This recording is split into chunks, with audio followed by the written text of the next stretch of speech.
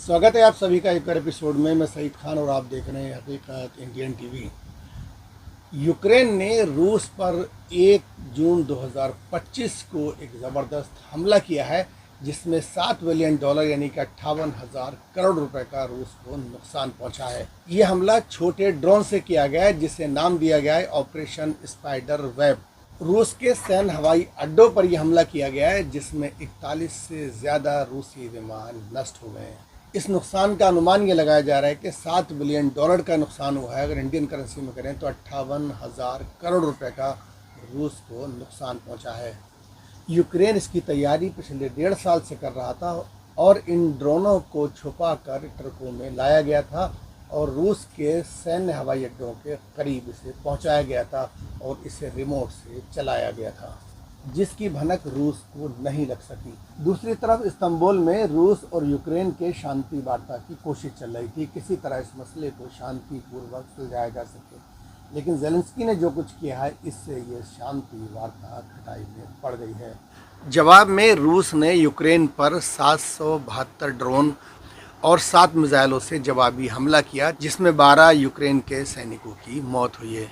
Ukraine रूस के सामने एक छोटा सा मुल्क है। रूस ने यूक्रेन को तबाह कर रखा है, लेकिन एक छोटी सी कोशिश से यूक्रेन ने जंग का रुख पलट दिया है।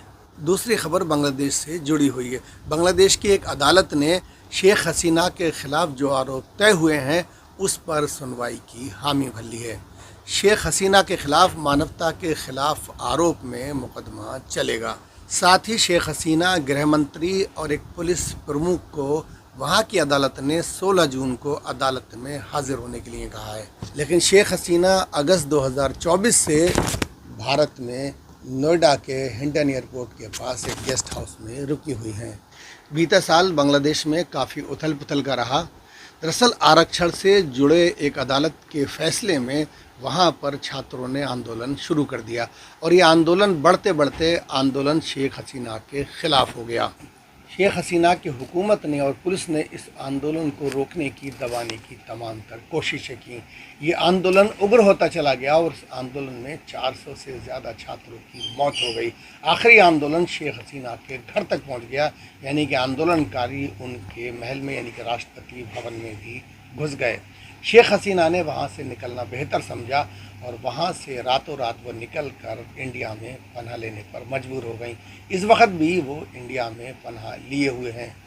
आज वहाँ की सरकार ने नई करेंसी जारी की है, लेकिन नई करेंसी पर बांग्लादेश के संस्थापक मुजीबुर रहमान की तस्वीर गायब है, जो कि शेख हसीना के पिताजी थे।